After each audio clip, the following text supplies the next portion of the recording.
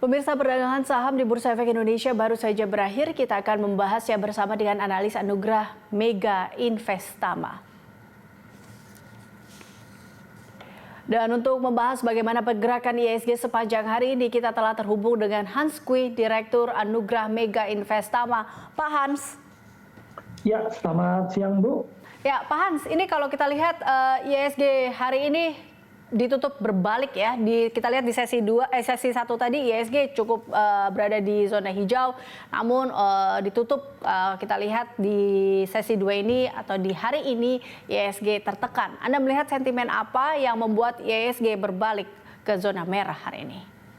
Ya, memang kalau kita lihat isu utama yang paling besar dihadapi pasar saat ini adalah pandemik COVID-19 sendiri ya. Kekhawatiran wave kedua COVID ini membayang-bayangi terus pasar ya.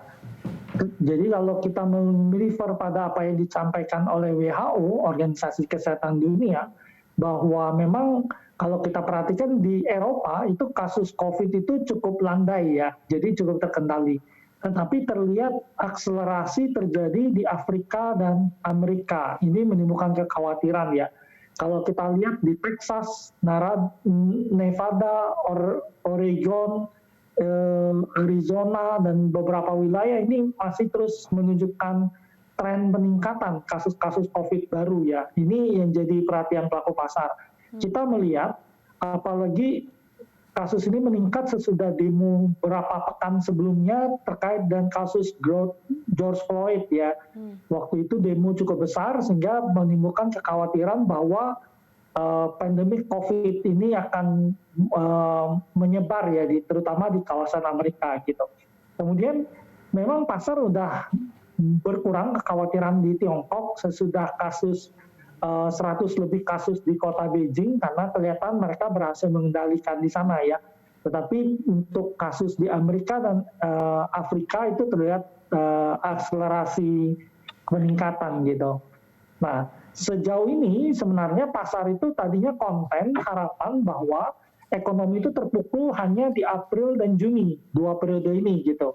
Kemudian ekonomi akan mulai recovery di Juli dan September. Tadinya harapan pasar modelnya seperti itu gitu. Nah, tetapi seiring dengan tanda-tanda wave kedua COVID sendiri yang mulai terjadi, ini menghilangkan harapan orang bahwa ekonomi akan segera pulih dalam periode Juli dan September. Ini yang menjadi kekhawatiran pasar sendiri gitu. Okay. Nah, selain itu memang kita lihat dari pekan kemarin kan setelah statement dari Chairman Federal Reserve Jerome Powell yang mengatakan bahwa ekonomi itu akan memasuki periode pemulihan yang panjang ya. Jadi ini menghilangkan harapan orang bahwa pemulihan ekonomi bentuknya V ya. Jadi akan cukup lama waktu yang dibutuhkan gitu. Okay. Dan kita juga nanti menunggu karena ekonom IMF ya, Gita mengatakan bahwa mereka akan mengeluarkan review ekonomi lagi di bulan Juni, mungkin Juli keluarnya ya, dan diperkirakan itu prospek ekonomi akan lebih buruk dari perkiraan sebelumnya gitu. Nah, ini menimbulkan kekhawatiran orang bahwa ekspektasi ekonomi yang pulih dengan cepat itu kemungkinan nggak akan terjadi. Oke. Nah, kekhawatiran, kecemasan, dan tidak optimisnya tadi itu, ini kan Anda melihat ini menjadi sebuah sentimen negatif yang mungkinkah masih akan membayang-bayangi IHSG sepanjang pekan ini, melihat di awal pekan ini saja sudah dibuka memerah dengan sentimen-sentimen itu? Ya, nampaknya kita akan menunggu terus konfirmasi yang terjadi ya. Jadi pertama yang kita tunggu adalah apakah kasus-kasus COVID ini masih terus berlanjut atau enggak gitu. Itu yang pertama harus kita lihat. Kalau sampai kasus-kasus COVID yang berhasil kita kendalikan di dunia, ini tentu pasar akan berespon positif.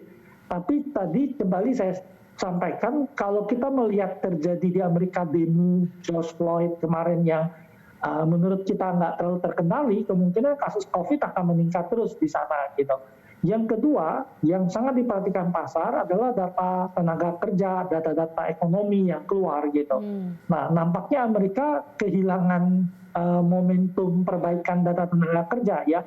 Kalau kita lihat klaim kemarin 1,5 juta, di atas ekspektasi pasar 1,3 juta gitu. Dan memang memang angka ini menjauh ya dari rekor tertinggi waktu itu di bulan Maret itu 6,8 juta orang klaim pengangguran. Tetapi kalau kita lihat periode sekarang ini penurunan klaim pengangguran paling sedikit. Oh. Jadi delta penurunnya melambat gitu, sehingga orang melihat tidak terjadi tanda-tanda pemulihan tenaga kerja cukup berarti di Amerika, sekalipun ekonomi udah mengalami pelonggaran lockdown sendiri gitu. Nah ini yang jadi perhatian pelaku pasar gitu. Oke, bisa dikatakan pekan ini akan ada apa bisa dibilang minim katalis positif berarti ya? Ya, minim katalis positif. Kalau minggu lalu kita punya beberapa katalis positif kan, BI rate diturunkan. Memang efeknya memang udah kita lihat di minggu kemarin. Tetapi minggu-minggu ke depan kita belum punya banyak katalis gitu ya. Kemudian kita lihat memang bulan-bulan depan mungkin BI bisa nurunin bunga lagi ya, karena kan inflasi cukup rendah, rupiah terkendali gitu ya, itu bisa jadi katalis, tapi mungkin baru bulan depan lagi gitu. Oke. Kemudian memang Morgan Stanley juga naikin rating kita ke overweight ya, artinya mereka rekomendasi beli untuk kita, tapi minggu ini nggak terlalu banyak sentimen seperti itu yang ada. Oke. Nah ini dalam kondisi seperti ini, bagaimana investor harus merespon tentunya sentimen-sentimen yang ada, melihat apakah mereka memang harus hold atau aggressive buy? Ya, saat ini kita nggak terlalu rekomendasi kalau agresif beli ya. Artinya lebih baik kalau marketnya terkoreksi turun agak dalam, kita baru buying weakness di pasar gitu. Karena harus kita akui memang saat ini pasar kemungkinan akan cukup volatile gitu. Dan mungkin pekan ini kami perkirakan market akan sedikit tertekan turun ke bawah ya. Biarpun mungkin di ujung-ujung kita biasa melihat ada aksi window dressing kecil di akhir bulan Juni ya, tapi itu baru ada di pekan depan ya. Oke, baik. Jadi Anda melihat kira-kira karena hari ini beberapa sektor cukup mempengaruhi pergerakan IHSG kita juga Pak Hans. Salah satunya juga tadi ada sektor yang cukup terkoreksi paling dalam.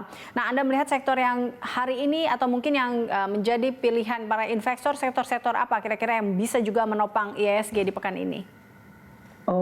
Ya, kalau kita perhatikan saham Jasa Marga hari ini mengalami penguatan ya, tapi tipis gitu. Saham yang tertekan turun seperti PTBA turun cukup banyak ya. Tapi ini harus kita lihat karena kemarin dia pembagian dividen ya waktu itu. Jadi secara teoritis price itu harga saham itu harusnya setelah dividen itu turun ke 2.150 gitu ya. Tapi kemarin karena ada auto rejection bawah 7%, jadi dia tertunda. Hari ini baru turun lagi 6%-an, 6,6%, sehingga harganya 21.30 gitu. Rasanya kalau kita lihat saham yang turun cukup banyak ini, kalau kita lihat berapa hari ini perbankan cukup banyak tertekan turun ke bawah ya. Dan menurut kita lebih bagus pelaku pasar membeli saham yang mengalami tekanan turun banyak ya untuk diakumulasi. Oke. Terakhir Pak Hans, seperti apa prediksi IHSG besok menurut Anda dan akan berada di level berapa? Ya, kita lihat kemungkinan IHSG besok mungkin masih akan sedikit melanjutkan tekanan turun ke bawah ya. Sesudah hari ini mengalami tekanan turun ke bawah gitu. Kalau kita lihat kemungkinan support index itu bisa sampai 4850 dan level bawah kita ada di 4821 gitu. Sedangkan resisten level kita di indeks itu ada di 4.950 dan level atasnya ada di 4993 ya. Kelihatannya indeks ada peluang untuk bergerak turun ke bawah ya. Dan tidak banyak sentimen karena kalau kita lihat tadinya pasar menanti Eropa juga ya, stimulus yang direncanakan Eropa keluarkan gitu, itu bisa positif juga bagi pasar. Tapi nampaknya mereka belum menemukan kesepakatan ya terkait paket 1,85 triliun euro ya. Karena ada yang mengharapkan hibah, ada yang mengharapkan itu pinjaman gitu ya. Prancis, Jerman, Italia, Spanyol bilang kalau bisa hibah, sedangkan Australia, Denmark, Belanda, Swedia bilang pinjaman modalnya gitu. Nah, tambahan stimulus tentu selalu positif bagi pasar gitu ya. Seperti minggu lalu, Federal Reserve mengeluarkan kebijakan membeli obligasi swasta, itu positif ya. Dan itu cukup bagus ya kalau bisa ditiru di Indonesia ya, artinya bank sentral membeli obligasi swasta itu memberikan bantuan pada sektor real. Oke, baik. Baik Pak Hans, terima kasih telah bergabung bersama kami. Mirsa Hans Kui, Direktur Anugerah Mega Investama.